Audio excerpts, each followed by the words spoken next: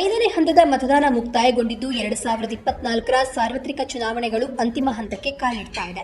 ಇದೇ ಸಂದರ್ಭದಲ್ಲಿ ಪ್ರಧಾನಿ ನರೇಂದ್ರ ಮೋದಿ ಬಿಹಾರದ ಮಹಾರಾಜ್ಗಂಜ್ನಲ್ಲಿ ಪ್ರಚಾರ ಕಾರ್ಯಕ್ರಮ ನಡೆಸಿದ್ದು, ನೆಚ್ಚಿನ ನಾಯಕನನ್ನ ಕಾಣಲು ಭಾರೀ ಸಂಖ್ಯೆಯಲ್ಲಿ ಜನರು ಆಗಮಿಸಿದ್ರು.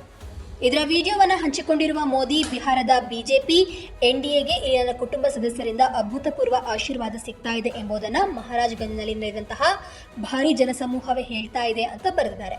ಮೋದಿ ಹಂಚಿಕೊಂಡಂತಹ ವಿಡಿಯೋದಲ್ಲಿ ಭಾರೀ ಸಂಖ್ಯೆಯಲ್ಲಿ ಜನರು ನೆರೆದಿರೋದು ಕ್ಯಾಮೆರಾ ಕಣ್ಣಿಗೆ ಸಾವಿರಾರು ಇರುವೆಗಳಂತೆ ಕಾಣಿಸಿಕೊಂಡಿದೆ. 8 ರಾಜ್ಯಗಳು ಮತ್ತು ಕೇಂದ್ರಾಡಳಿತ ಪ್ರದೇಶಗಳು ಸೇರಿದಂತೆ 58 ಕ್ಷೇತ್ರಗಳಲ್ಲಿ ಮೇ 25ರಂದು 6ನೇ ಹಂತದ ಮತದಾನ ನಿಗದಿಯಾಗಿದೆ. ಇದಕ್ಕೂ ಮುನ್ನ ಪ್ರಧಾನಿ ಮೋದಿ ಮಾತೃಶಕ್ತಿ ಸಮ್ಮೇಳನಕ್ಕಾಗಿ ವಾರಾಣಸಿಗೆ ತೆರಳಿದ್ದಾರೆ. ಇನ್ನು ಸ್ನೇಹಿತರೆ, ನರೇಂದ್ರ ಮೋದಿ ಕಾರ್ಯಕ್ರಮಕ್ಕೆ ಮಾತ್ರ ಈ ರೀತಿಯಾಗಿ ಜನ ಸೇರಲಿಲ್ಲ. ಕೆಲವು ದಿನಗಳ ಹಿಂದೆ ಪ್ರಯಾಗ್ರಾಜ್ನಲ್ಲಿ ಕಾರ್ಯಕ್ರಮವನ್ನು ಉದ್ದೇಶಿಸದೆ ಮಾತನಾಡದೆ ಹಿಂತಿರುಗಿ ಬರಬೇಕಾದಂತಹ ಪರಿಸ್ಥಿತಿ ಉಂಟಾಯಿತು.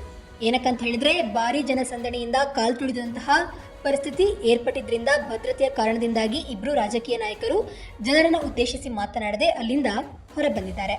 ಉತ್ತರ ಪ್ರದೇಶದ ಪ್ರಯಾಗ್ರಾಜ್ನ ಫುಲ್ಪುರ್ ಲೋಕಸಭಾ ಕ್ಷೇತ್ರದ ಪಡಿಲಾದಲ್ಲಿ ಆಯೋಜಿಸಲಾಗಿದ್ದಂತಹ ಸಾರ್ವಜನಿಕ ಸಭೆಯಲ್ಲಿ ಈ ಘಟನೆ ನಡೆದಿದೆ.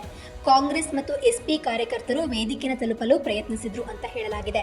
ಪಕ್ಷದ ಕಾರ್ಯಕರ್ತರನ್ನ ಶಾಂತಗೊಳಿಸಲು ಅಖಿಲೇಶ್ ಮತ್ತು ರಾಹುಲ್ ಪದೇ ಪದೇ ವಿನಂತಿಸಿದ್ರು. ಆದರೆ ಅವರ ಮನವಿಗೆ ಕಿವಿಗೊಡದ ಉದ್ರೇಕಿತ ಜನರನ್ನ ನಿಯಂತ್ರಿಸಲು ಪೊಲೀಸರು ಮತ್ತು ಭದ್ರತಾ ಸಿಬ್ಬಂದಿ ಹರಸಾಹಸವನ್ನ ಪಟ್ಟರು. ಬಳಿಕ ರಾಹುಲ್ ಗಾಂಧಿ ಮತ್ತು ಅಖಿಲೇಶ್ ಯಾದವ್ ತಮ್ಮ ನಡುವೆ ಸಂಕ್ಷಿಪ್ತ ಚರ್ಚೆ ನಡೆಸಿದ್ದು, ಭದ್ರತೆಯಲ್ಲಿ ಯಾವುದೇ ಲೋಪವನ್ನು ತಪ್ಪಿಸಲು ಸ್ಥಳದಿಂದ ನಿರ್ಗಮಿಸಿದ್ರು.